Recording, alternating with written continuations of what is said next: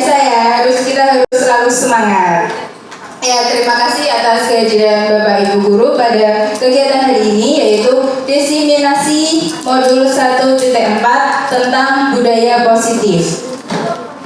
Alhamdulillah kegiatan hari ini bisa menghadirkan Bapak Ibu Guru. Terima kasih atas kehadirannya. Sebelum kita mulai, mari kita berdoa menurut agama dan kepercayaan masing-masing. Berdoa dipersilakan.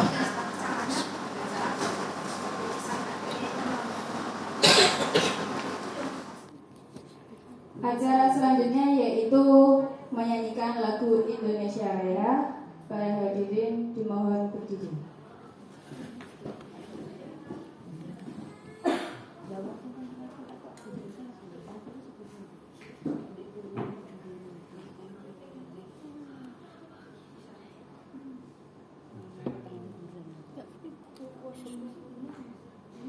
Pokok kurangnya setengah jam. Bagus, Pak.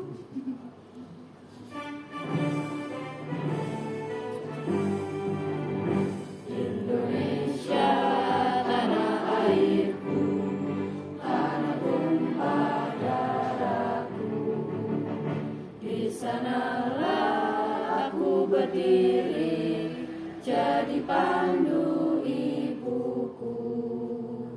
Indonesia kebangsaanku, bangsa dan tanah airku. Marilah kita berseru, Indonesia bersatu. Hiduplah tanahku, hiduplah negeriku, bangsaku, rakyatku semuanya. Bangunlah jiwanya, bangunlah badannya untuk Indonesia Raya. Indonesia Raya, merdeka, merdeka, tanahku, negeriku yang ku cinta. Indonesia Raya, merdeka, merdeka, hiduplah Indonesia Raya. Indonesia Raya, merdeka, merdeka, tanahku, negeriku yang ku cinta. Indonesia Raya, merdeka, merdeka, hiduplah Indonesia Raya.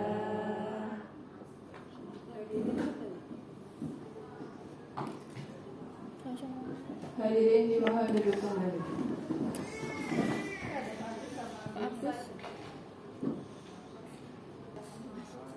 Kita lanjutkan ya Bapak Ibu Guru. Ya. Masuk ke slide ini, saya punya pantun. Nanti Bapak Ibu Guru jawab cakep gitu ya. Siap? Siap. Jalan-jalan ke hutan desa. Cakep. Tidak lupa membeli roti Roma, memakai kebaya. Cakep. Selamat datang rekan guru yang luar biasa. Mari belajar bersama dan berkolaborasi dengan bahagia.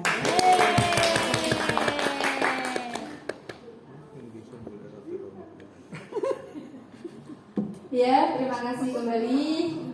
Saya ucapkan kepada Bapak Ibu Guru telah hadir di dalam acara diseminasi modul 1.4 tentang budaya positif oleh saya sendiri, yaitu Ika Widyaningrum, calon CGP Angkatan 10 Kabupaten Jepara dari SMK Negeri 3 Jepara.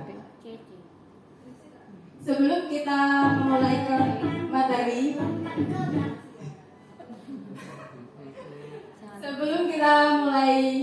tentang gizi positif, kita olahraga dulu. Mari kita berdiri, kursinya agak kebelakangkan. Diundurkan ya, diundurkan. Biar tidak tergeser-geser. Siap ya? Di sini ada lompat ke depan, lompat ke belakang, tengok ke kanan dan tengok ke kiri. Mari berekspresi seceria mungkin, sebahagia mungkin. Biar kita semangat. Siap ya? Yuk.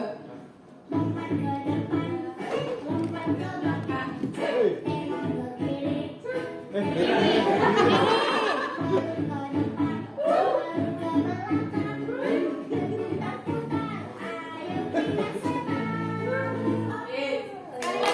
lagi. Biar berkeringat. Numpang. Hei. Hei.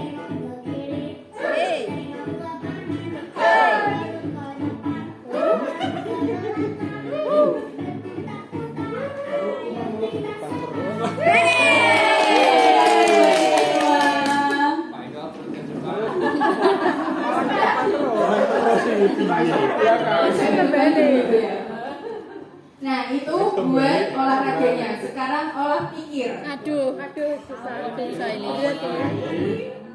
Nah ini gampang ini. Teka-teki tebak gambar. Buah-buahan apa? Durian. Apa? Durian. Karena dari duri. Ya tepuk tangan buat duri. Selanjutnya. Nangka. Ya, pintar. Bapak Ibu guru memang luar biasa. Lanjut. Nah, kira-kira ini gambar apa? Kupu-kupu. Apa? Kira-kira hewan apa? Kupu-kupu. Ayam. Ayam? Kata? Merak. Merak? Apa? Kunang-kunang itu hewan apa? Ladybug. Kupu. Mas Hiru, kupu-kupu. Coba kita lihat jawabannya ya. Benar kan? Red not. Ayam memang itu ben seru. Ya, jawabannya adalah kecoa.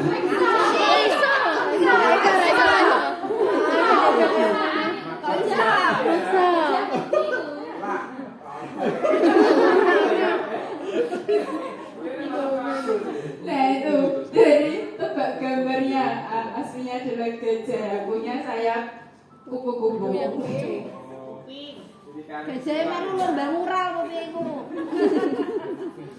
Oke, udah ya kita udah refresh. Sekarang kita masuk ke materi tentang disiplin positif.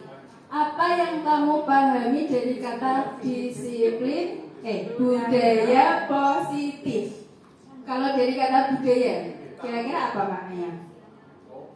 Kalau dari KBBI, menurut Bu Siska apa Bu? Budaya. Kebiasaan. Adat. Terus perilaku, tingkah laku. Nah positif berarti yang baik-baik. Nah itu. Lanjut. Jadi budaya positif adalah nilai-nilai, keyakinan-keyakinan dan kebiasaan-kebiasaan baik di sekolah yang berpihak pada murid agar murid dapat berkembang menjadi pribadi yang kritis, penuh hormat dan bertanggung jawab. Jadi kita harus membudayakan positif atau hal-hal yang baik agar apa? Biar murid-murid kita itu juga memiliki budaya atau berkembang sesuai dengan kepribadiannya yang baik. Selanjutnya, nah di sini budaya positif itu berpengaruh ke dalam pembelajaran yang kondusif. Kalau kita punya budaya atau lingkungan yang positif, maka pembelajaran itu akan berjalan dengan lancar, dengan kondusif.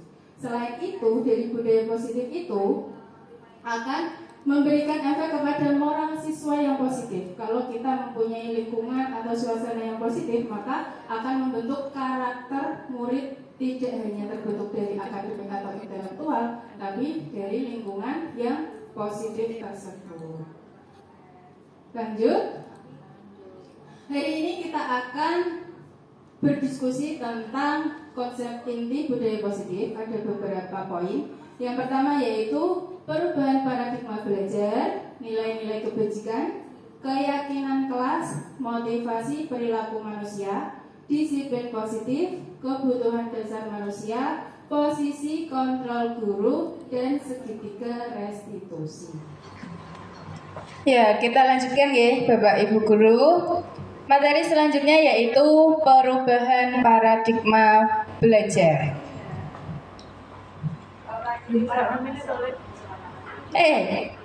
Filosofi pemikiran KHD. Jadi, pemikiran KHD itu memiliki filosofi atau makna yang biasanya kita terapkan dalam kehidupan sehari-hari. Nah, di sini ada pemikiran tentang yang pertama, pendidikan yang menuntun. Menuntun yaitu segala kodrat yang ada pada anak untuk mencapai keselamatan dan kebahagiaan sebagai anggota masyarakat. Jadi tugas kita sebagai guru itu bukan sekedar mengajar, mendidik, tapi menuntun anak. Jadi nggak cuma dalam materi atau intelektual, tapi kita harus menuntun anak untuk sampai kepada kehidupan yang akhirnya nanti mereka bisa hidup di dalam masyarakat. Yang kedua yaitu kodrat alam dan kodrat zaman. Kita harus menyaring pengaruh luar dengan mengedepankan kearifan sosial budaya lokal Indonesia. Jadi setiap anak itu mempunyai kodrat alam dan kodrat zamannya masing-masing. Nah, anak itu dibekali dengan bakatnya masing-masing sehingga kita juga harus bisa menyesuaikan kodrat anak tersebut. Nah, di sini kita juga harus menyaring pengaruh dari luar. Jadi ada pengaruh budaya dari luar yang tidak pas untuk diterapkan di Indonesia, maka kita tidak boleh langsung menerapkannya di Indonesia. Kita harus memperhatikan kearifan budaya lokal Indonesia. Yang ketiga yaitu pentingnya budi pekerti. Nah, ini yang paling utama dan sering dilupakan oleh anak-anak zaman sekarang.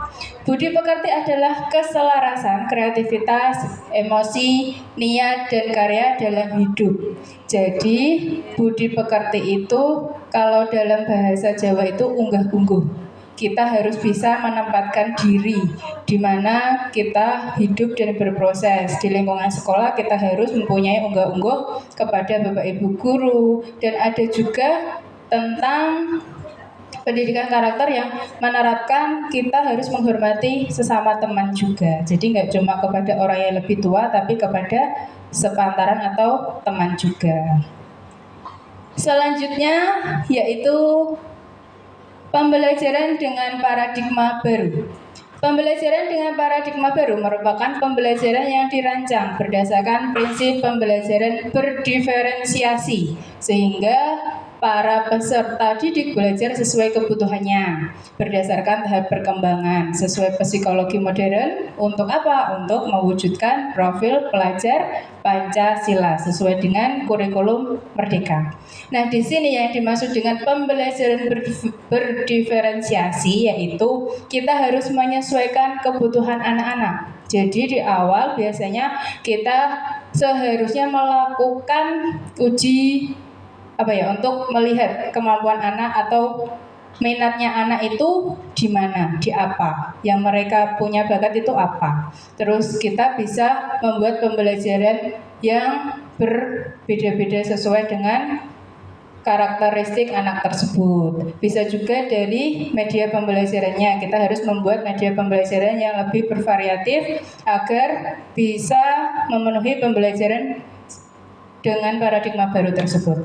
Di sini profil pelajar Pancasila yang sudah kita tahu semuanya, ada beriman, bertakwa kepada Tuhan Yang Maha Esa, dan berakhlak mulia. Ini yang paling utama.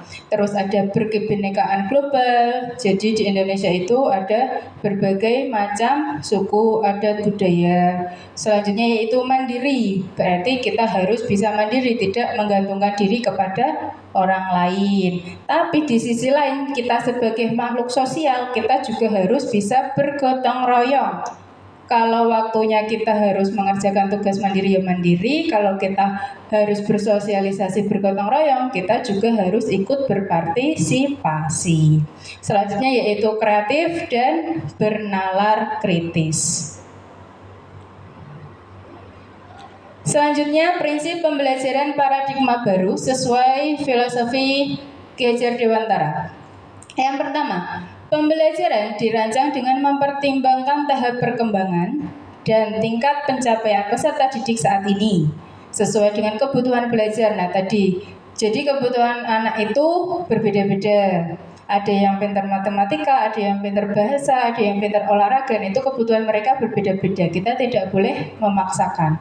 serta mencerminkan karakteristik dan perkembangan peserta didik yang beragam sehingga pembelajaran menjadi menyenangkan dan bermakna. Selanjutnya, pembelajaran dirancang dan dilaksanakan untuk membangun kapasitas untuk menjadi pembelajar sepanjang hayat. Jadi kita belajar itu nggak cuma SD, SMP, SMA, kuliah selesai deh. Kita sebagai guru aja dituntut untuk selalu belajar dan mengembangkan diri, untuk selalu mempraktekkan ilmu-ilmu kita, dan ilmu itu nggak ada habisnya sampai akhir hayat. Selanjutnya, proses pembelajaran mendukung perkembangan kompetensi dan karakter peserta didik secara holistik. Jadi, proses pembelajaran itu juga harus mementingkan tentang karakter siswa. Jadi, nggak cuma secara pengetahuan, tapi juga sikap. Selanjutnya, pembelajaran yang relevan yaitu pembelajaran dirancang sesuai konteks, lingkungan, dan budaya peserta didik. Nah, ini menyesuaikan. Kalau misal SD ya gimana, SMP gimana, SMA gimana, SMK juga harus memperhatikan tentang lingkungan budayanya. Jadi di sekolah SMK itu harus bekerja sama dengan lingkungan sekitar dan juga melibatkan orang tua. Misal pengambilan rapor, terus nanti sosialisasi, dan setiap ada masalah atau perkembangan siswa, nanti kita harus selalu berkomunikasi dengan orang tua. Ada juga komunitas sebagai mitra. Di sini selain Dudi, kita juga bisa bekerja sama dengan komunitas-komunitas semacam pendidikan, kayak ada komunitas yang forum OSIS. Jadi anak-anak itu bisa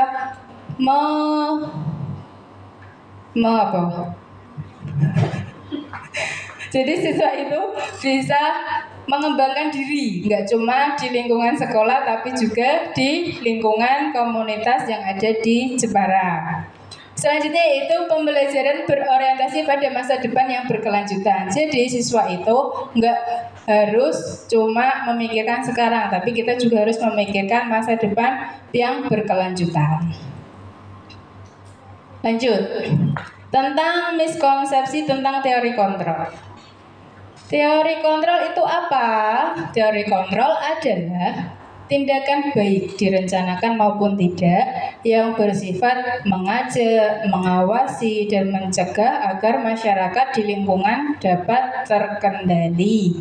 Nah, miskonsepsinya ini tentang teori kontrol yang pertama, ilusi guru mengontrol murid.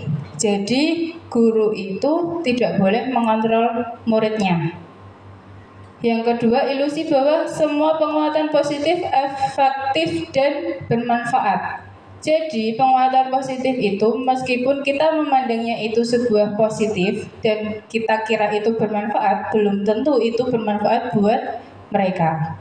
Terus, ilusi kritik dan membuat rasa bersalah mampu menguatkan karakter. Nah, selama ini kita menerapkan ini. Kita memposisikan diri untuk mendekati siswa agar mereka bisa merasa bersalah dan mereka bisa tahu, oh, yang mereka lakukan salah, dan bisa menguatkan karakter. Padahal itu belum tentu baik buat mereka. Selanjutnya yaitu ilusi bahwa orang dewasa berhak memaksa.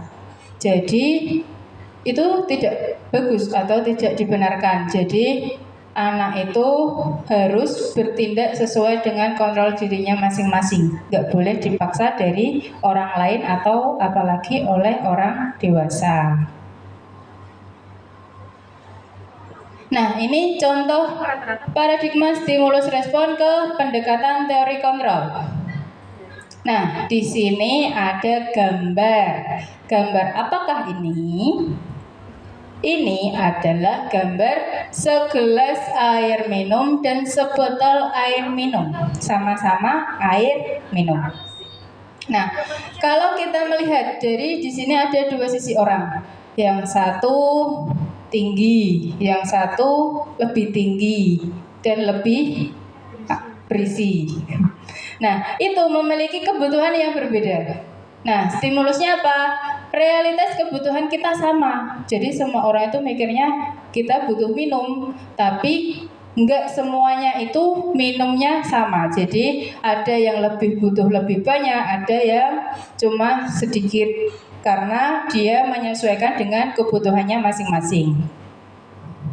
Contoh berikutnya, ada gambar apa? Di satu sisi ada gambar hewan, di satu sisi ada gambar muka orang, wajah wanita cantik. Nah, itu artinya apa? Stimulusnya, semua orang melihat hal yang sama. Padahal setiap orang itu bisa melihat dari berbagai sudut pandang yang berbeda. Satu orang melihat wajah, satu orangnya lagi melihat hewan. Begitupun kehidupan kita melihatnya dari jauh. Misal ada anak bertengkar, kita berpikirnya mereka bertengkar, padahal mereka cuma sedang bercanda. Masuk lah ya. Lanjut. Nah, ini ada ikan pindang ini, kesukaannya Bu Rina. Tapi kalau dimakan nggak mau, disuguhi nggak mau, harus didulang. Nah, itu ayam pindang. Di satu sisi lain, di satu sisi itu Bu Entri suka sekali sama ikan, tapi Bu Rina tidak suka. Kenapa?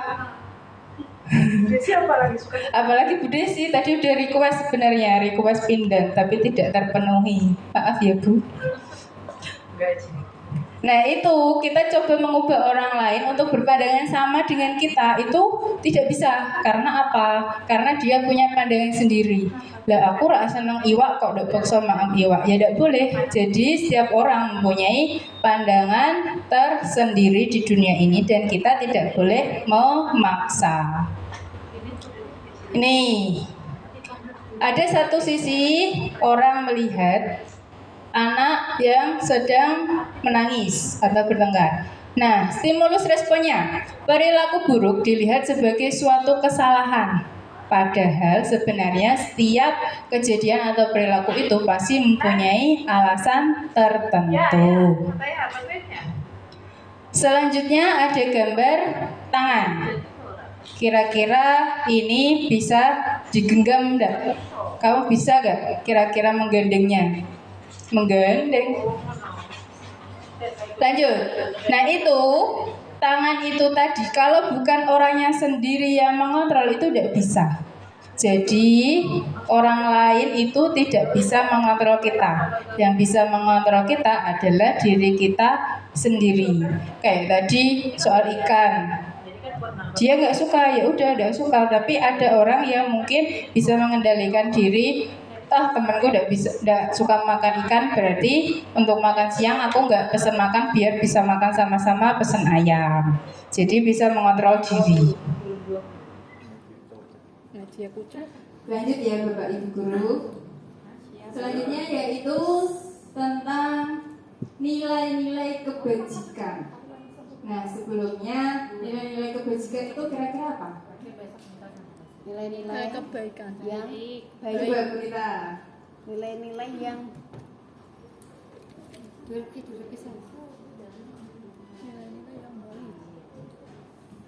Baik, nilai-nilai kebajikan itu adalah suatu nilai yang dianggap itu baik, seperti itu, yang nantinya kebaikan itu bisa berimbas ke dirinya sendiri dan membawakan efek yang baik pula untuk diri sendiri.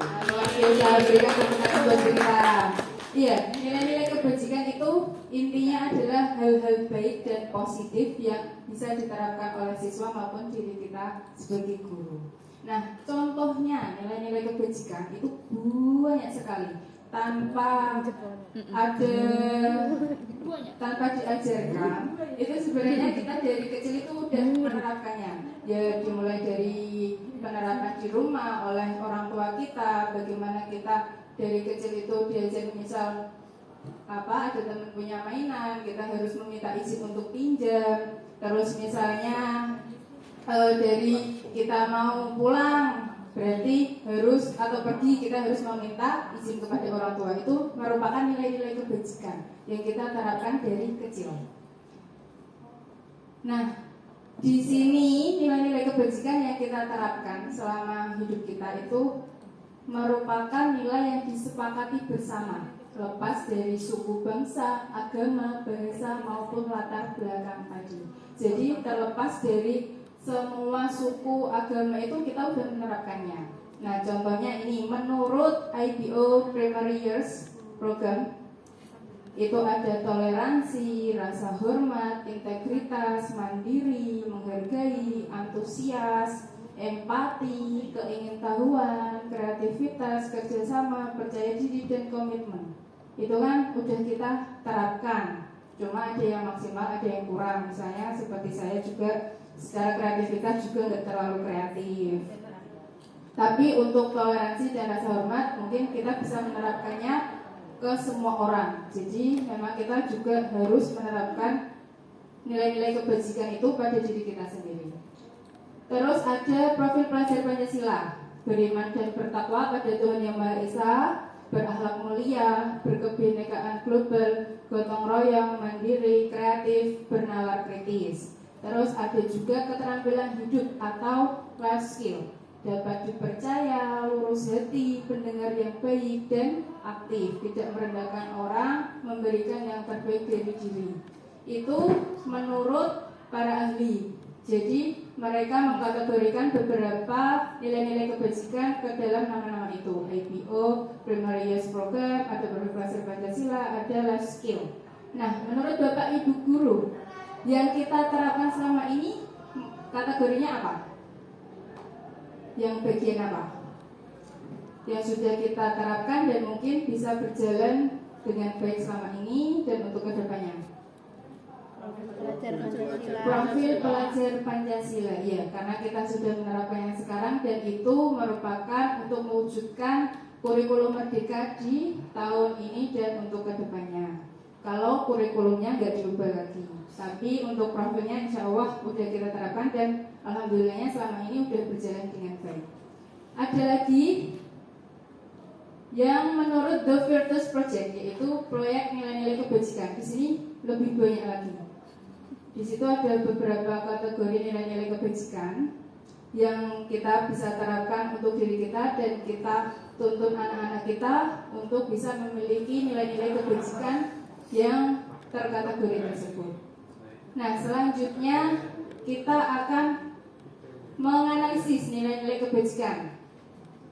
Misal, 1. Mengembalikan barang ke tempatnya. Kira-kira nilai-nilai kebajikan yang terkandung di dalam tindakan itu apa? Bertanggung jawab, mandiri, Bertanggung jawab. Karena sendiri. Ya, karena kita ketika mengambil sesuatu berarti kita harus mengembalikannya ke tempatnya. Misal kita makan pun juga kalau selesai makan harus dibuang sendiri, nggak ditinggal di meja ya teman-teman. Itu kalau di warung, kalau di lingkungan sekolah, yo siapa yang punya kebiasaan meninggalkan makanan nggak dibuang ke tempat sampah? Yo. Ahmad.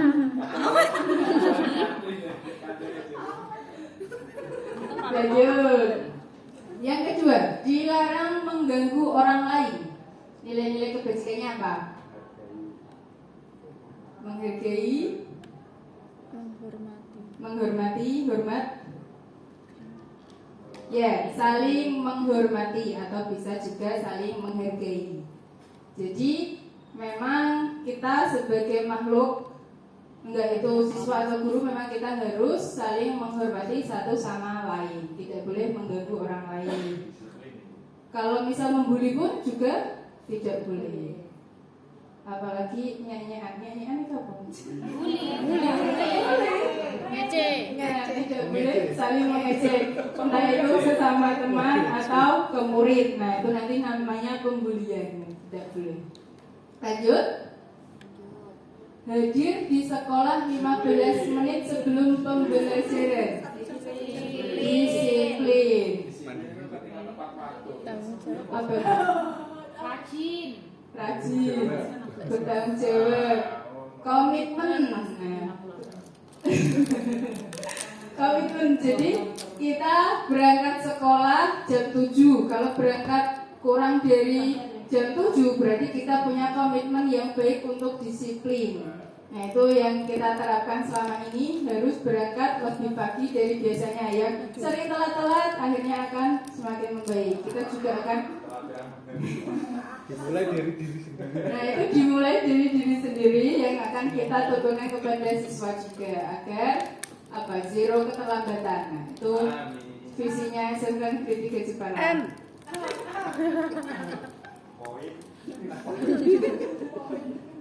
Lanjut, antri atau menunggu giliran. Apa nilai-nilai kebajikannya? Menghormati, antri, sabar. Kalau misal jajan di kantin ya harus ngantri, nggak boleh disusul-susul.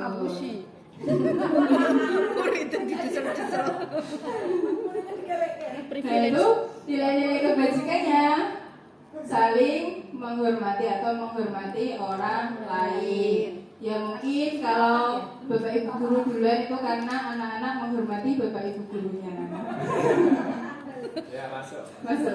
Terus ada empati juga, jadi rasa menghormati tadi, empati ya bukan kasihan ya, berarti kalau siswa ke bapak ibu guru, tapi mungkin ke temannya itu kok cepet-cepet mau pelajaran terus dia duluan, ya kita harus mungkin gurunya udah di kelas dulu, jadi dia harus kita dahulukan teman kita.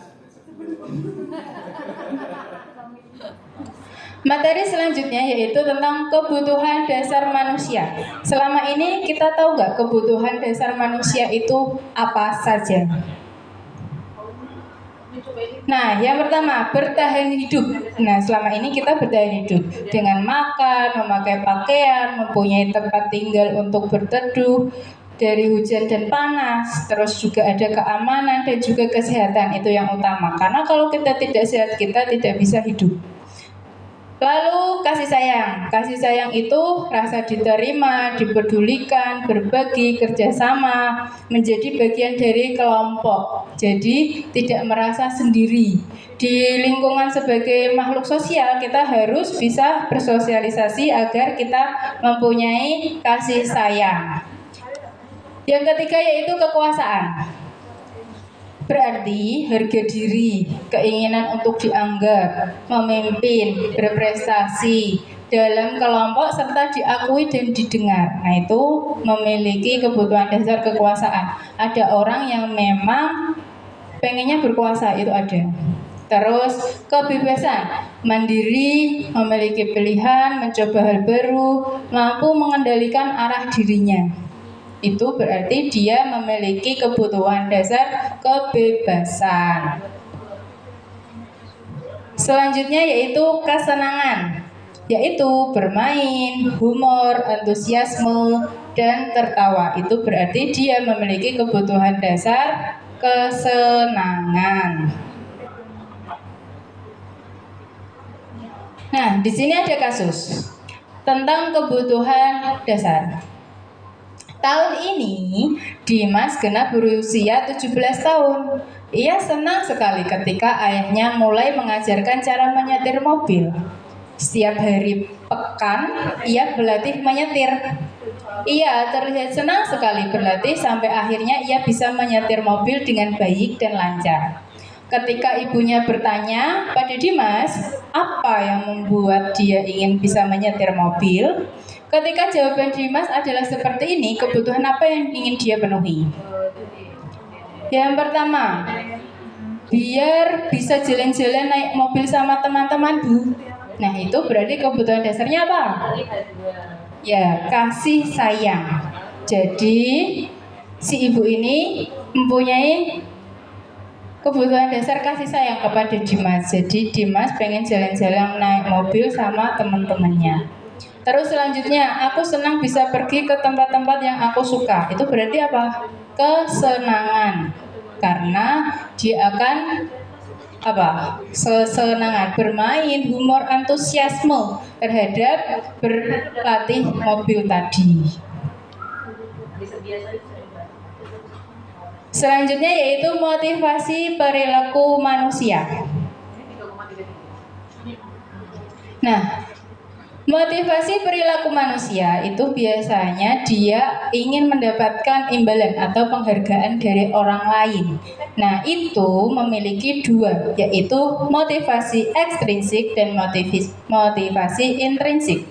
Motivasi ekstrinsik yaitu dari luar dan motivasi intrinsik yaitu dari dalam. Kalau dari luar yaitu untuk menghindari ketidaknyamanan atau hukuman. Sementara motivasi intrinsik yaitu untuk menjadi orang yang mereka inginkan dan menghargai diri sendiri dengan nilai-nilai yang mereka percaya. Jadi sebenarnya mau tak mau kita itu selalu mendapatkan motivasi ekstrinsik dari orang lain tanpa kita sadari. Kadang bisa mendapatkan motivasi yang baik dan kadang juga motivasi yang buruk, tapi kita sebagai manusia juga harus memilah agar kita memiliki motivasi yang baik. Nah, di sini ada 3 kategori. Yang pertama yaitu hukuman. Berarti tidak terencana atau tiba-tiba murid tidak tahu apa yang akan terjadi atau tidak dilibatkan dan bersifat satu arah, berupa hukuman fisik atau psikis. Nah, ini biasanya dilakukan secara tiba-tiba, itu biasanya kerap kita lakukan, terutama saya juga sering. Jadi kadang melihat anak yang memakai kaos kaki atau memakai sandal di sekolah padahal nggak hujan, nggak ada banjir, nggak ada badai, tapi pakai sandal. Nah, itu kan tidak sesuai dengan peraturan. Nah, itu sebenarnya harusnya konsekuensi, tapi pada saat itu karena dalam keadaan mood saya tidak suka, jadi langsung saya ambil,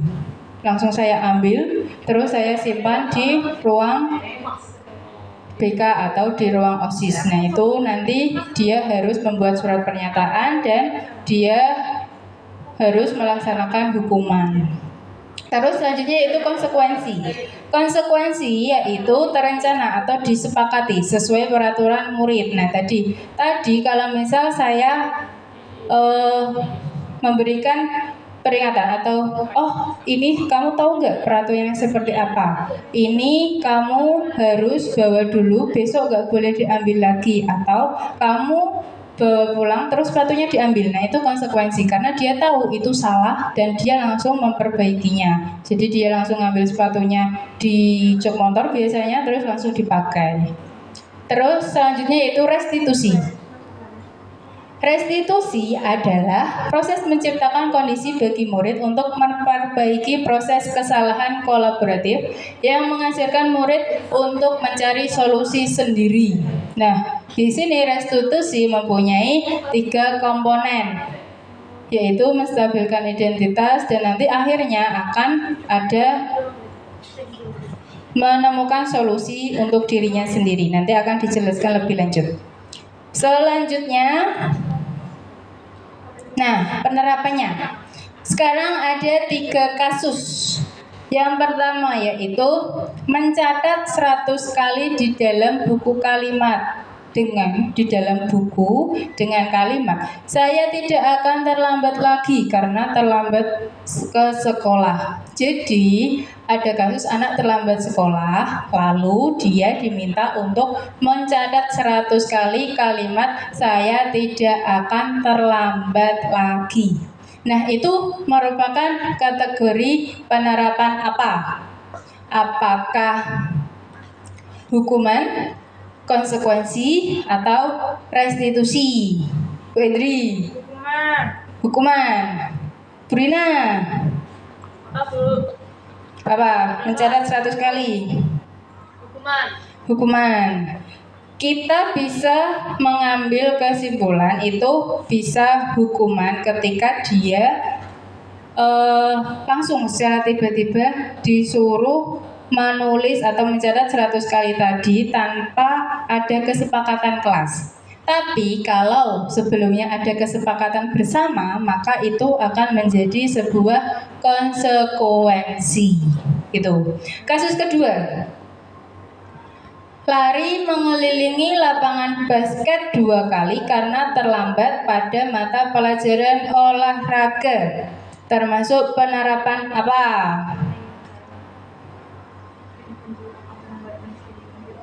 apa konsekuensi karena pada pembelajaran olahraga. Nah, pembelajaran olahraga jika disuruh mengelilingi lapangan basket itu berarti sah-sah saja. Boleh itu kecuali kalau pelajaran bahasa Jawa. Pelajaran bahasa Jawa disuruh mengelilingi lapangan nanti dilaporkan. Nah, itu tidak sesuai dengan konteksnya. Selanjutnya, kehilangan 10 menit jam istirahat untuk mengerjakan tugas karena terlambat datang dan tertinggal pelajaran selama 10 menit. Penerapannya apa ini? Konsekuensi. Karena apa? Karena sebelumnya sudah disepakati. Jadi kalau terlambat datang atau tertinggal selama 10 menit maka harus mengerjakan tugas. Nah, itu berarti konsekuensi ya. Kita lanjut ke materi ya Bapak Ibu Guru. Di sini tentang disiplin positif. Disiplin positif merupakan suatu cara penerapan disiplin tanpa kekerasan dan ancaman yang prakteknya melibatkan komunikasi tentang perilaku yang efektif antara guru dan murid. Jadi disiplin positif ini merupakan hal yang tanpa kekerasan, tanpa paksaan. Jadi ini bisa dilakukan dengan cara restitusi, yaitu dengan pendekatan dilakukan untuk kebaikan dan nanti akhirnya anak akan mencari solusinya sendiri. Selanjutnya, penerapan disiplin positif. Dalam penerapan disiplin positif, murid diajarkan untuk memahami konsekuensi seperti yang tadi dijelaskan ya, ada hukuman, konsekuensi. Nah, penerapan disiplin ini untuk tahu kalau setiap dia melakukan kesalahan, dia akan menerima konsekuensi jika sudah dilakukan kesepakatan. Selain itu, disiplin positif juga mengajarkan murid tentang tanggung jawab serta rasa hormat dalam berinteraksi dengan lingkungannya. Jadi disiplin positif ini merupakan penerapan disiplin yang bertujuan menumbuhkan kesadaran serta memberdayakan murid untuk melakukan sesuatu tanpa imbalan, ancaman maupun hukuman. Jadi disiplin positif ini tadi seperti tadi. Jadi ketika kita membuat kesepakatan atau keyakinan kelas ataupun keyakinan sekolah, jadi dia akan tahu konsekuensinya itu apa, sehingga dia akan bertanggung jawab dengan apa yang dia lakukan.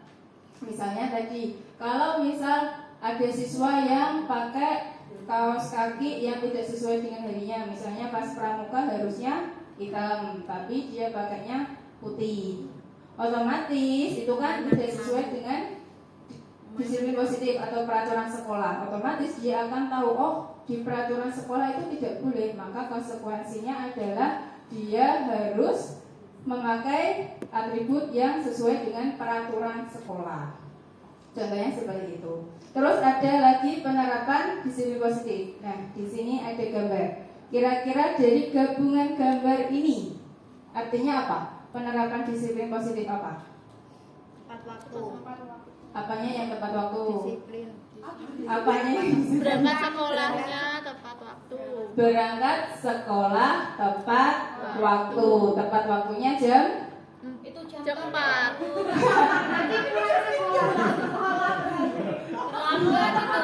Kegasian. Dilihat itu, oh gitu ya. Untuk jam-jamnya jam 4 berarti berangkatnya jam 4 subuh berarti. Mau daftar SNI.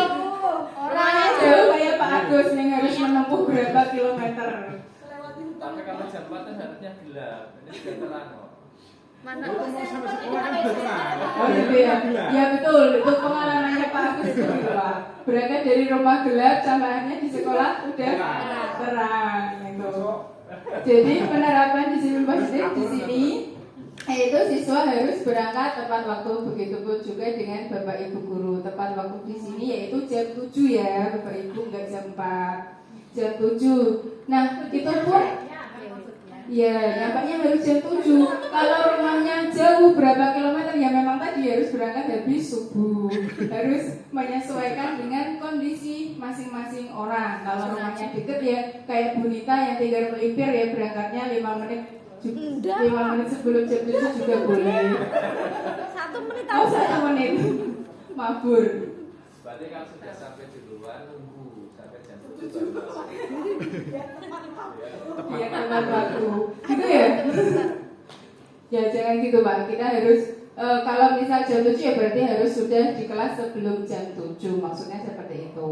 Oke, baik. Siap. Ya. Selanjutnya ada lagi gambar. Nih. Ada 4 gambar. Kalau dirangkai kira-kira jadi apa? Belum pulang bersih-bersih kelas. Sebelum pulang mainan sapu. Sebelum pulang mainan sapu. Itu ada gambar anak-anak nyapu berarti Membersihkan kelas. membersihkan. Terus ada gambar kelas Sebelum sampai rumah atau sebelum pulang sekolah. Nah, itu termasuk penerapan disiplin positif. Di sini sudah kita terapkan ya. Setiap sebelum pulang sekolah, anak-anak yang piket akan membersihkan kelas. Jadi pulangnya jam 3 kurang 15. Anak-anak didampingi sama Bapak Ibu guru yang mengajar di kelas untuk membersihkan kelas agar paginya bisa digunakan pembelajaran yang lebih efektif karena lingkungan yang bersih tadi. Mungkin di disiplin positif tadi mungkin masih banyak peraturan-peraturan dan kebiasaan-kebiasaan yang sudah kita terapkan. Cuma mungkin memang tidak bisa kita berikan contohnya semua dan itu tadi cuma 2 contoh. Selanjutnya yaitu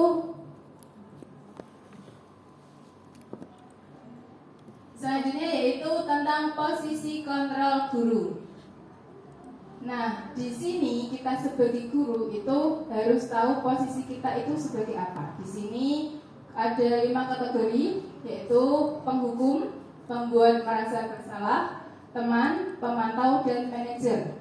Penghukum itu berarti guru yang tanpa melihat dia itu alasannya melakukan kesalahan apa, terus langsung dihukum.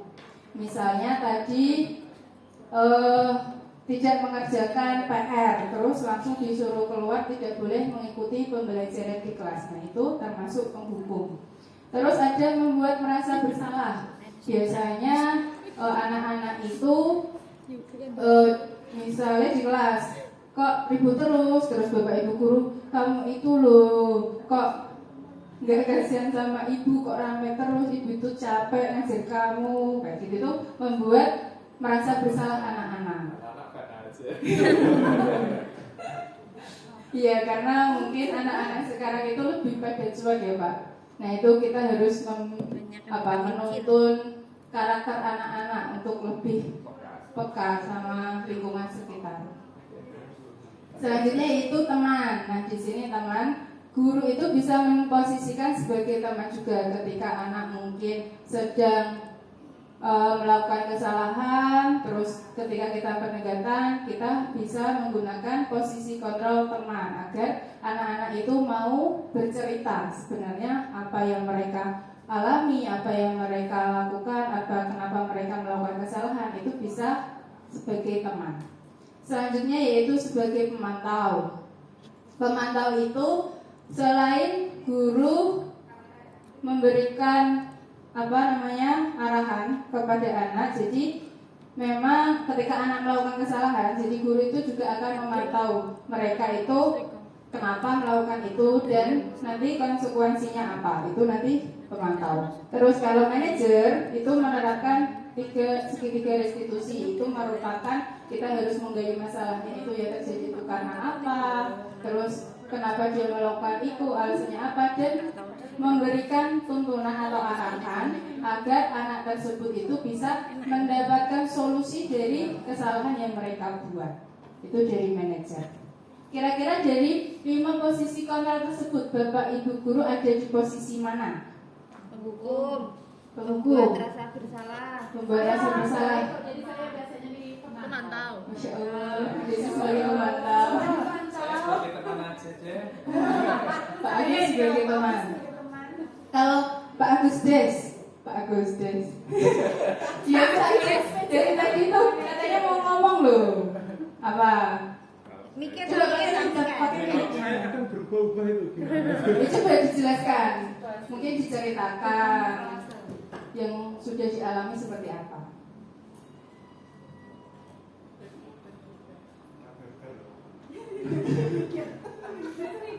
Ya, kalau saya sendiri mungkin masih dalam tahap belajar ya. Jadi kadang kala ya bisa jadi penghukum, kadang bisa jadi teman, tapi kalau manajer kayaknya belum bisa.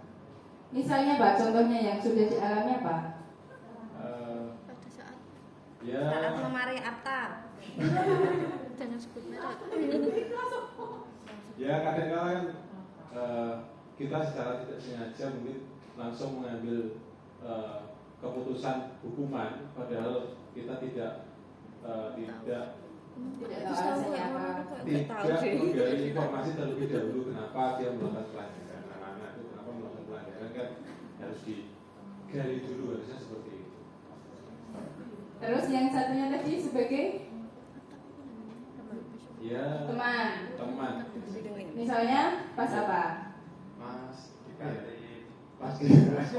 Diganti temannya muridnya dijajak ke. Ya. Iya. Bisa.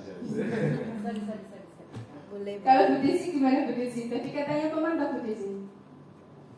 Saya tergantung situasi. Jadi ini mantap. Ya tidak melulu kita pernah menjadi pemantau. Saya juga pernah menjadi penghukum, pernah menjadi teman. Kalau pernah satu salah kayaknya enggak cocok dengan kakak saya. Tidak cocok dikasih ya. Ada melas-melasnya ya, iya ada melas-melasnya. Jadi kalau misalnya, tapi misalnya ke pemantau, biasanya kan kita mengingatkan contohnya misalnya ada anak yang melanggar peraturan, misalnya salah memakai kaos kaki dan lain sebagainya. Jadi kan kita tinggal balik saja. Oh ini kan biasanya ini peraturannya apa? Kaos kakinya harusnya warnanya hitam, kenapa kaos kaki putih? Nanti kembali ke koperasi ya, seperti itu. Berarti kan kita kembalikan lagi saja ke peraturan, karena anak-anak kan sudah tahu peraturannya apa. Cuman kadang-kadang itu mereka mencoba untuk guru-gurunya perhatian gak ya sama saya gitu. Karena ada ya sabar gak gitu sama saya. Jadi kan pengen ini aja sama gurunya. Apalagi kalau sama Pak Agus gitu kan, pengen ngetes gitu, perhatian gak gitu. Kalau Pak Agus sudah terjamin perhatian. Iya, makanya kan harusnya seperti itu. Saya biasa pemantau. Oke, makasih. Terima kasih buat Desi dan Pak Agus. Nah itu ya, mungkin kita bisa menerapkan ke 5 posisi kontrol tersebut yang mungkin bisa mengurangi yang menghukum sama membuat merasa bersalah, dan kita lebih mengutamakan naik tingkat lah. Nanti yang dari teman bisa kita naikkan lagi ke pemantau, syukur-syukur bisa sampai ke manajer. Jadi kita semakin berkembang dan mungkin nanti rasa sabarnya lebih luas. Jadi kita bisa menuntun anak-anak kita menjadi yang lebih baik tanpa mengganggu. Nah, selanjutnya ini pengertiannya. Contoh penerapannya. Kasusnya, siswa tidak memakai atribut lengkap saat upacara bendera. Nah, contohnya penghukum ini hormat pada bendera selama 1 jam. Nah, ini Kurang 1 jam. sehari. Oh enggak, selama ini kebetulan saya pembina OSIS pernah dulu. Ini kayaknya udah tidak pernah ya Satu hari. Nah itu memang setiap anak yang telat tidak memakai atribut atau yang tidak disiplin atau yang telat pada saat mengikuti upacara bendera memang akan disendirikan, dibariskan, dan nanti di akhir itu memang cuma disuruh hormat pada bendera. Itu memang pernah itu dulu, tapi alhamdulillah sekarang mungkin bapak ibu guru sudah pada terbuka pikirannya, udah tidak ada yang disuruh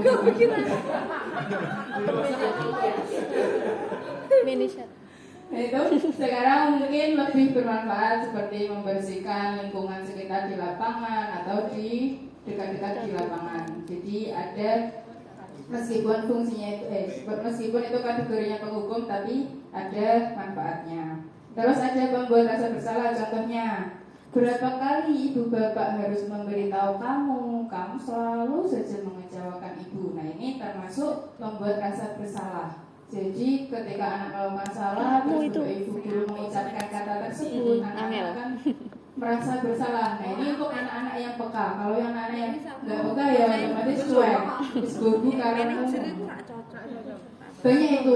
Terutama kemarin saya sebagai wali kelas TKJ, dan kebanyakan dari anak-anak cowok memang anak-anaknya itu cuek. Beda sama anak-anak yang lebih banyak ceweknya, itu mereka lebih peka ketika mereka melakukan kesalahan. Itu biasanya mereka lebih peka untuk meminta maaf dulu. Kalau yang anak-anak yang cowok itu biasanya harus saya kumpulkan dulu, dikasih pengarahan dulu, baru mereka baru menyadari kesalahannya dan baru minta maaf. Susahnya itu. Terus ada sebagai teman, ayo dong ikuti aturan sekolah, tolong bantu bapak ibu guru ya, sekali ini saja. Kalau saya kayaknya macam sebagai teman, nek Bu Desi teman juga deh. Si melas-melas lah. Terus ada pemantau. Kamu sudah melanggar peraturan sekolah, kamu tahu konsekuensinya. Jadi kamu bisa ke koperasi untuk membeli atribut yang kurang dan jangan diulangi lagi. Nah, itu sebagai pemantau.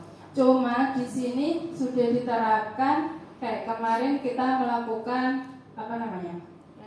Razia. Jadi peraturan dari atribut, dari HP dan sebagainya.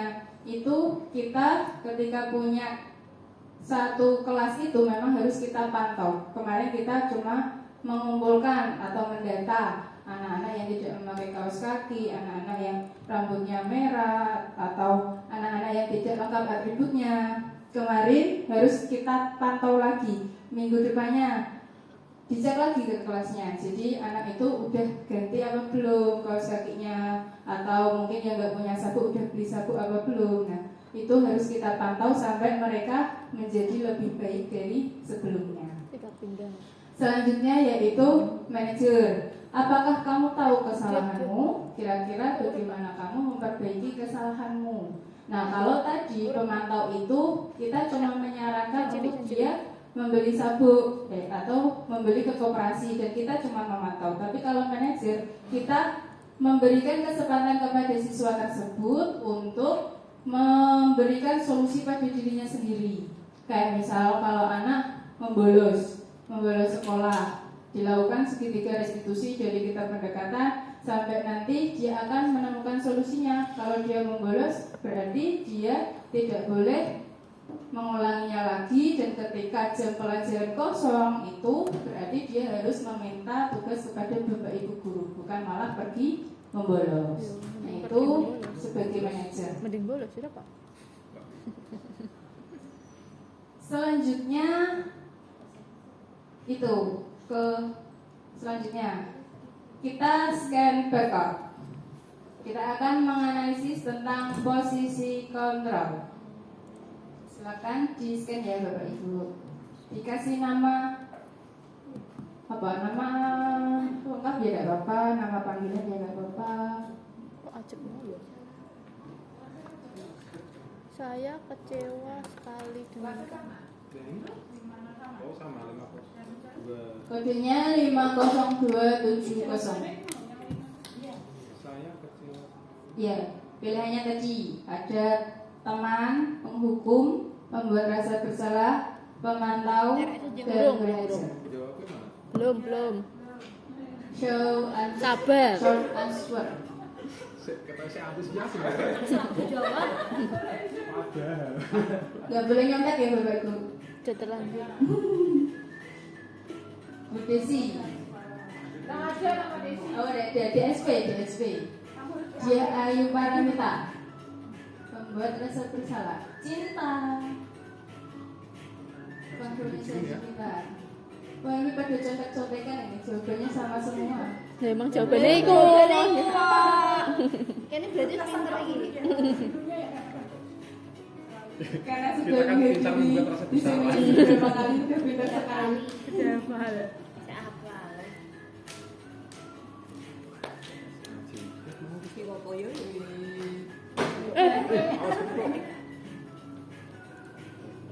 Udah semua ya? Sudah. Jawabannya apa? Pembuat rasa bersalah. Pembuatan. Tadi apa? Pembuatan. Oh, pembuatan. Pertanyaan. Oh, berarti. Ya wis, lanjut. Apa rencanamu untuk menyelesaikan masalah ini? Nah, itu kategori posisi kontrolnya apa tadi? Teman, pembuat rasa bersalah, pemantau, hukum, manajer. Gak boleh contek-contekan, jangan jadi Orang delok iki. ini baru diajari sama Pak Agus.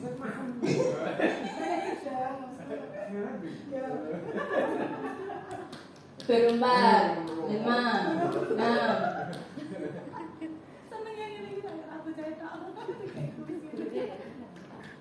Sudah, jawabannya apa? Anak mager.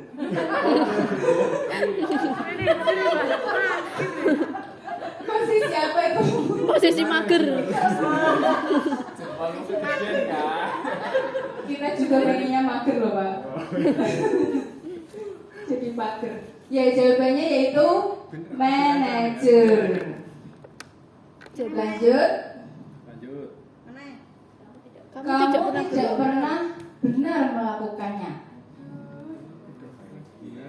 Nadane iki Sebentar. Ada loading.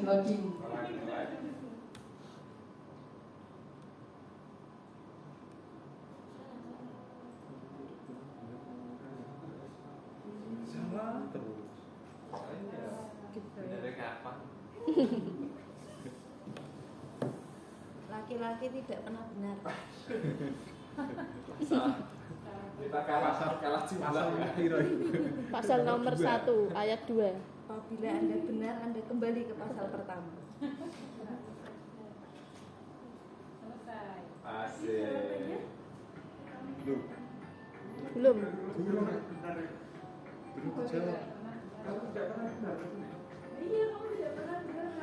Nah itu, kamu tidak pernah benar melakukannya. Kategorinya apa? Manajer, pembuat rasa bersalah. Typo ya Allah. Pembuat hukum. Yang penting nggak mager tadi. Jarak Anak kudu kancane. Orang lain kok ya. Tidak boleh apa? Daerah dianggap ganjil loh, Cok. Rela dianggap ganjil untuk yang genap. Sudah jawabannya apa? Penghukum. Masih ada? Ya, foto kancane wis, foto kancane. Ayo meneh. Sudah ya, berarti Bapak Ibu Guru sudah sangat menguasai tentang 5 posisi kontrol. Bisa benar semua ini tanpa menyontek. Selanjutnya yaitu keyakinan kelas. Keyakinan kelas. Mengapa keyakinan kelas bukan peraturan kelas?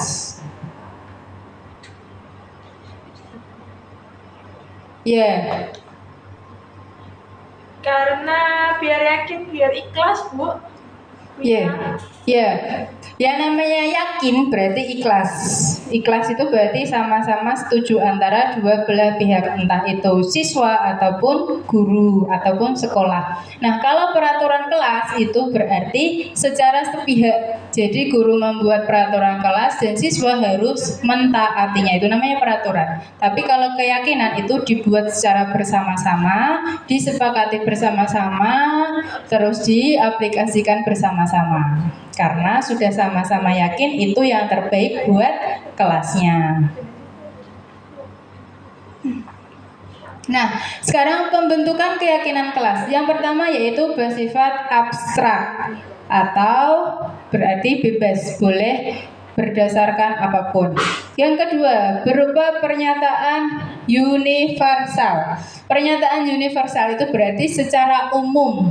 Jadi bisa dibuat secara umum, misalnya siswa harus datang ke sekolah tepat waktu atau 10 menit sebelum jam pelajaran dimulai. Lanjut, dibuat dalam pernyataan positif, berarti tidak boleh dibuat secara negatif. Misalnya, dilarang membuang sampah. Nah, itu bentuk keyakinan kelasnya bisa diubah menjadi buanglah sampah pada tempatnya. Gitu. Terus sedikit saja agar mudah diingat. Jadi kalimatnya jangan panjang-panjang, dibuat secara singkat dan jelas agar mudah diingat. Lalu sesuai dengan kondisi kelas dan sekolah sehingga mudah diterapkan. Jadi pembentukan keyakinan kelas itu harus disesuaikan dengan lingkungan kita. kelas kita. Kalau di lingkungan SMK gimana, kalau di SD gimana, harus disesuaikan dengan lingkungan. Terus semua warga sekolah atau warga kelas dilibatkan dalam membuat keyakinan kelas. Jadi sebelum keyakinan itu berjalan, kita harus menyepakati, berdiskusi bersama tentang keyakinan kelas yang kita bentuk agar nanti kita bisa menghindari kesalahan-kesalahan atau hal-hal yang di luar dari keyakinan kelas, karena kita sudah dari awal sudah punya komitmen untuk melakukan keyakinan kelas tersebut. Segitiga restitusi.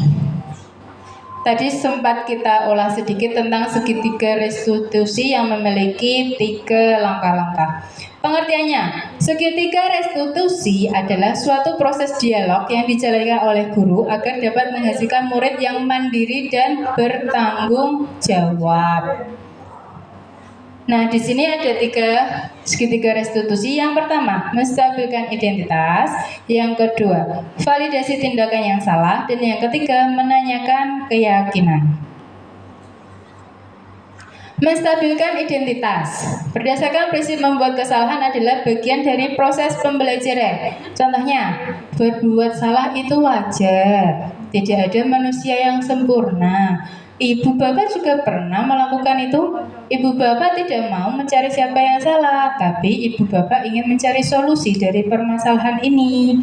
Kamu berhak merasa begitu. Jadi kita harus mengayem-ngayemi anak biar dia itu di awal mau terbuka.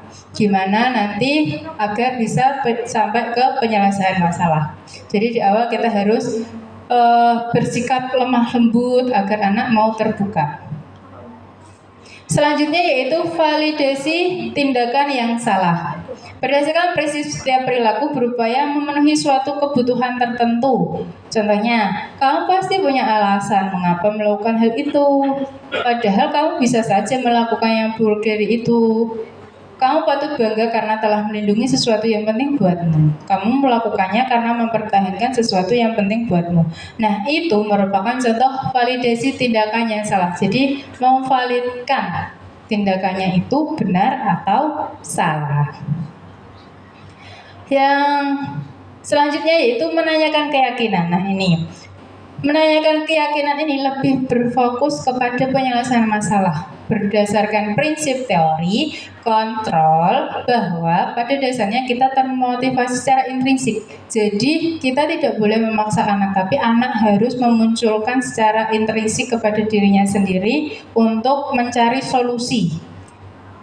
Dimulai dari apa keyakinan kelas kita, nilai-nilai apa yang telah disepakati bersama, diingatkan kembali keyakinan kita yang udah kita sepakati itu apa, dan menurutnya itu benar atau salah, dan tindakan yang benar itu solusinya seperti apa. Itu harus muncul dari anak sendiri.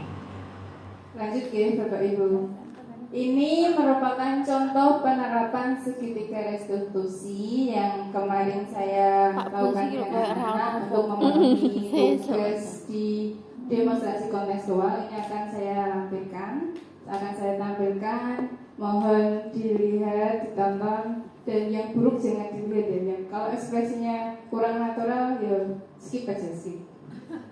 Bagaimana cara skipnya? Silakan menonton.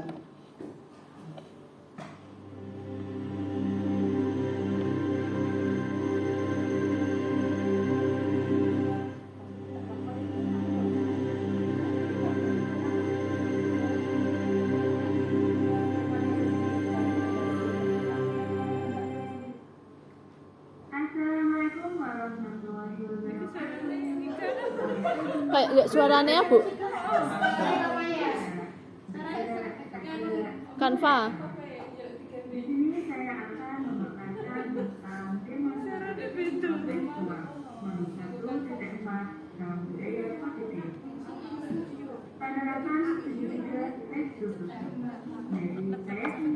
Mbak Ika. Iya. Direkam. Gema. Podo, tapi beda ruang.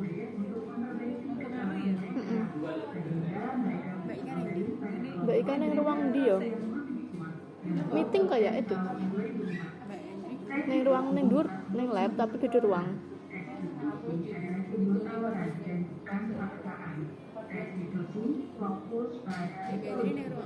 Ning jopo kayaknya.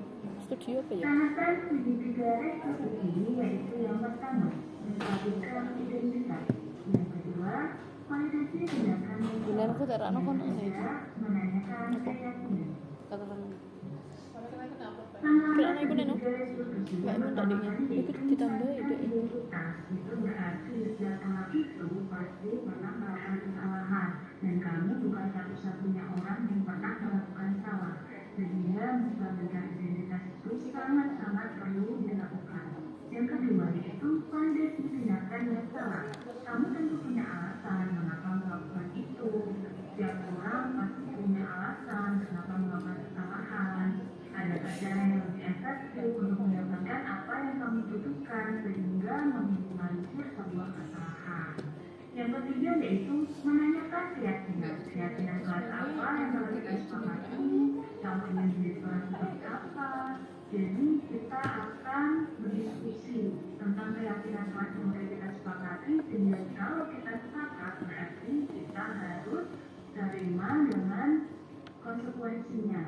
Jadi sebisa mungkin itu akan meminimalisir sebuah kesalahan karena mereka yakin dengan keyakinan kelas yang sudah sama-sama disepakati.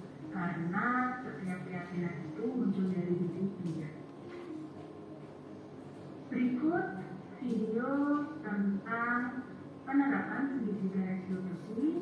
Selamat menonton. Semoga mendapatkan pembelajaran tentang penerapan segitiga restitusi. Malah tambah suwe deh kira kemana ya?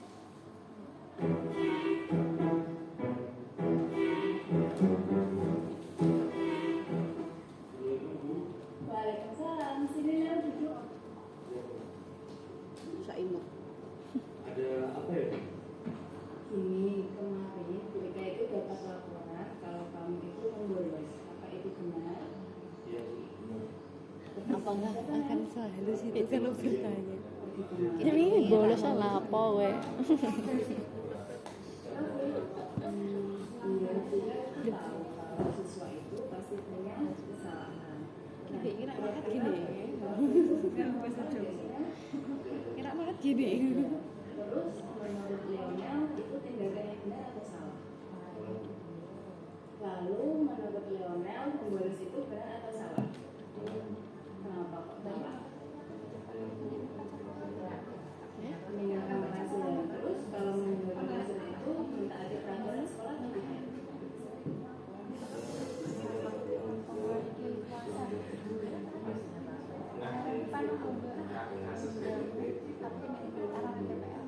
Nah, kalau nanti ke tanggal 1 PP nanti yang kena berarti sekarang kan Rena udah tahu kalau perbuatan itu salah. Nah, sekarang ya sudah belum dia akan mengulangnya lagi atau tidak? Sudah janji ya. Nah, sekarang Lionel udah tahu kalau itu salah. Terus kalau nanti ada bapak ibu guru rapat, apa yang akan dilakukan Lionel? Terus berikutnya dikerjakan sampai selesai ya. Lalu dikumpulkan konfirmasi sama bapak ibu guru yang mengurusnya. Gitu ya. Terus gini, karena Lionel sudah melakukan kesalahan tersebut dan sudah mendapatkan pembelajaran yang bermakna, jangan sampai Lionel mengulanginya lagi. Siap ya, jangan diulangi lagi. Nah, terima kasih. Ya. Assalamualaikum. Waalaikumsalam.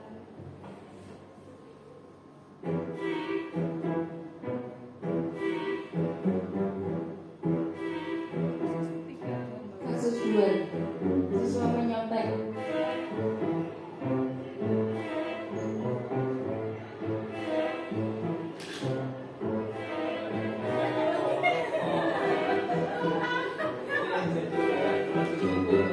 Bisa selamat itu.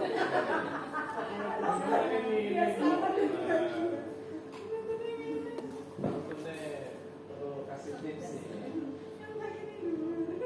Kirani tahu nggak kenapa Bu Ika manggil Kirani? Soalnya kemarin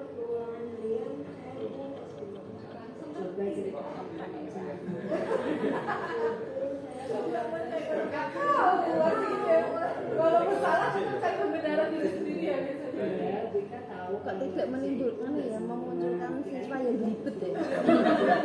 Nanti durasinya lama. Ojo, penasaran.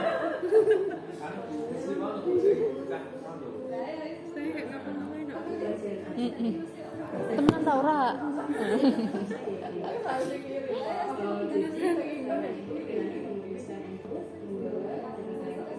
Aku melu prakteknya sih. Mbak Endri, Ora kaya asline. Terus kira-kira kenapa kok bisa salah menurut kira-kira kenapa? Soalnya saya nggak jujur waktu ngajarin teman-temannya. Jadi harusnya kita mengajarkan anak dengan jujur. Nah, untuk kedepannya apa yang akan kamu lakukan ketika sedang ulangan? Lebih berinteraksi lagi. Lebih cerdas lagi. Ekspresinya bagus ya. Nah, gitu. Jadi kalau sekiranya bagus, berarti bertanya sama bapak ibu guru yang mengajar. Bapak ibu guru pasti Tergantung anaknya kayaknya. Lah artis ya, Bu. Artis Ini artis ini dalam Facebook. Ini hobinya acting. Jadi ya, kita lebih semangat lagi.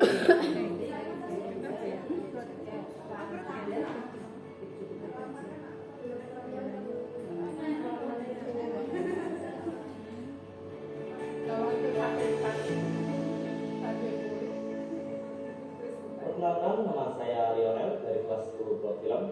Saya sangat berterima kasih kepada Bu Ida karena telah mengajarkan saya dan memberikan solusi dari masalah tanpa saya sendiri. Halo, saya Kirani dari kelas 10 Film. Saya senang belajar kita menanggapi kesalahan masyarakat. Beliau tidak menyalahkan saya, tapi beliau membantu mencari solusi atas kesalahan yang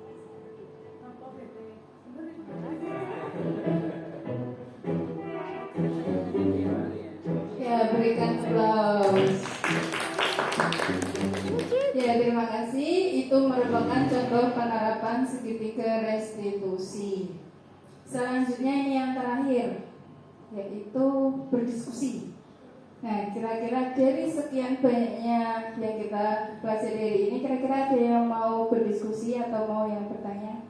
Nanti kita diskusikan bersama-sama. Ya, Bu. Ya, monggo Pak Agus.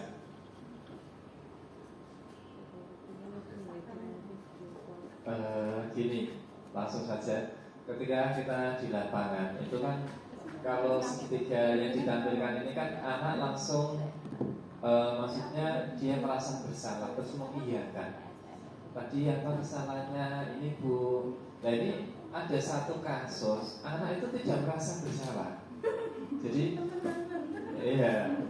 Jadi dia tuh merasa, iya, merasa benar. Contoh, tadi kamu nyata, enggak Ibu, saya hanya bekerja sama. Nah ini kan juga bagus. Jadi kita menerapkan kerjasama. Nah ini bagaimana trik dan tipsnya untuk anak itu bisa sekomunikatif itu, ditanya langsung jawab, dia merasa bersalah langsung merasa bersalah. Ini bagaimana? Itu mungkin dari saya. Assalamualaikum warahmatullahi wabarakatuh. Ya, terima kasih untuk pertanyaan yang luar biasa yang dari Pak Agus ini.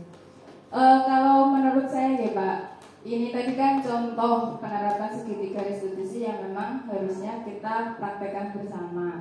Nah, kalau memang si anak itu tidak komunikatif, itulah kenapa kita harus bisa memposisikan sebagai teman.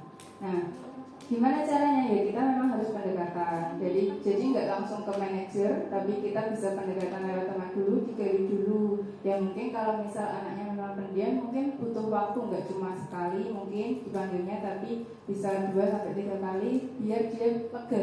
Mungkin pas pemanggilan pertama dia masih menutupi apa yang mau dikatakan, masih bingung, mungkin dia akan berpikir, dan suatu ketika udah berpikir di rumah, mungkin dia pas di sekolah akan punya waktu untuk mencurahkan isi hatinya itu yang sebenarnya dia alami itu seperti apa. Mungkin memang butuh waktu karena kita mendampingi anak nggak sekali langsung selesai. Dia seperti tugasnya Bapak Ibu guru semua dari wali kelas BK, memang kita harus pendampingan.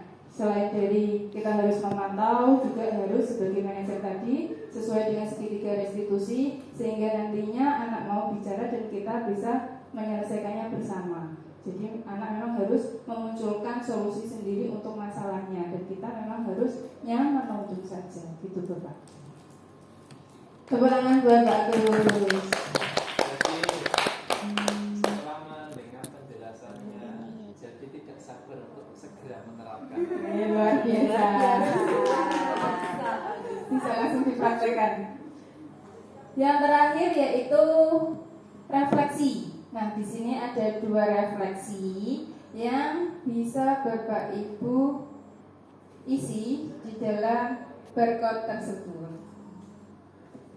Silakan di-scan barcode-nya, diisi refleksi apa yang Bapak Ibu guru dapatkan hari ini. Ilmu apa atau yang nanti bisa diterapkan di kemudian hari atau tahun ini, nanti apa? Link.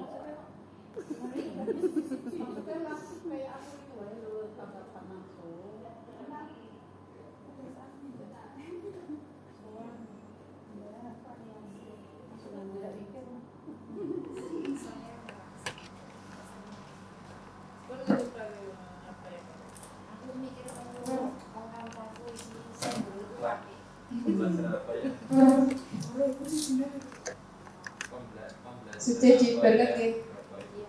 Ternyata dulu itu susah.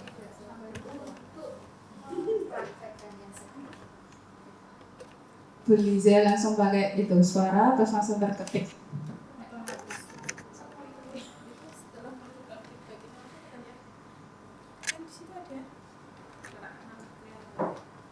Lihat.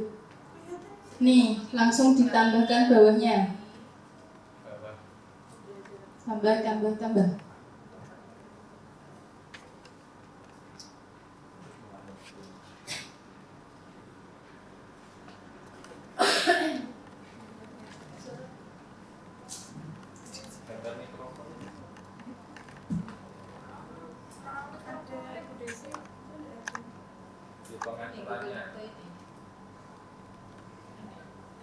Baru 1.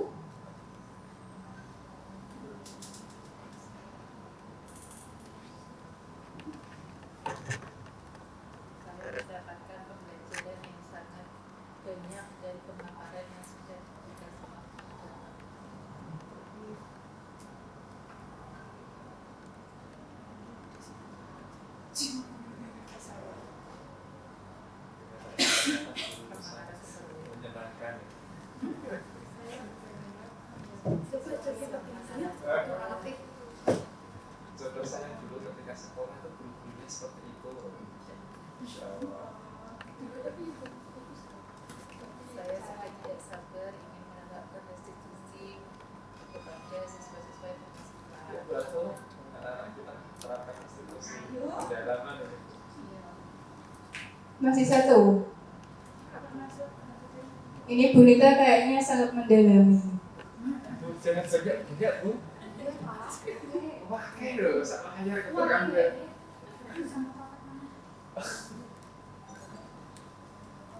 Wih, itu udah terlihat Bu Nita. Bu Siska, ya Bu Siska.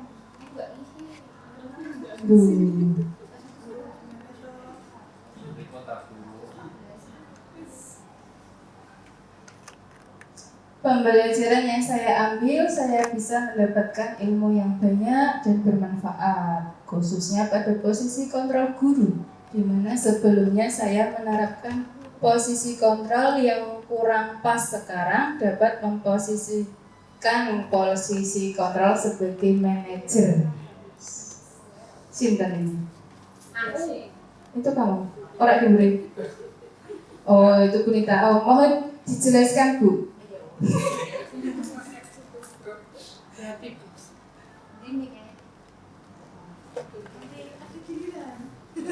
Baik, seperti yang sudah saya tuliskan di situ, di sini pembelajaran yang bisa saya ambil yaitu saya mendapatkan ilmu yang banyak sekali yang bermanfaat, khususnya pada posisi kontrol. Yang kita tahu sendiri, ketika saya belum mempelajari atau belum mengikuti diseminasi ini, saya selalu menggunakan posisi kontrol sebagai penghukum maupun pembuat rasa bersalah seperti itu.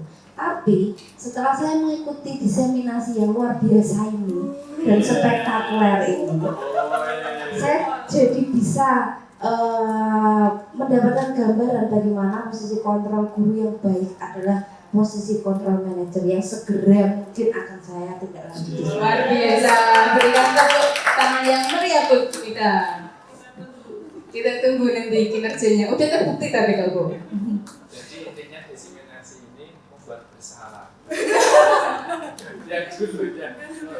Yang dulunya sebagai penghukum membuat rasa bersalah, akhirnya kita sadar oh ternyata yang kita terapkan itu belum baik. Jadi kita harus memperbaikinya lebih baik agar bisa sampai ke tahap manajer tadi ya, Bapak Ibu guru. Ya, kita udah di ujung acara. Untuk penutup, dengan budaya positif di atas dapat menumbuh kembangkan sikap gotong royong, mampu melakukan kegiatan secara bersama-sama sehingga tercipta kolaborasi yang baik. Jadi penerapan tadi disiplin positif itu kita harus berkolaborasi. Kalau saya sendiri atau guru BK sendiri atau bagian tertentu sendiri itu tidak bisa. Kita harus berkolaborasi antara guru, dari semua guru, TU, karyawan, dan orang tua pun itu memang harus berkolaborasi agar setiap budaya positif ini bisa berjalan dengan baik untuk kedepannya. Dan kita semua percaya bahwa tujuan penting sebuah sekolah adalah pembentukan karakter siswa. Jadi enggak cuma secara intelektual, tapi kita harus lebih mengutamakan kepada karakter siswa. Terima kasih untuk waktu Bapak Ibu Guru menghadiri diseminasi ini. Semoga bermanfaat dan semoga kedepannya kita bisa menerapkannya lebih baik lagi. Wassalamualaikum warahmatullahi wabarakatuh.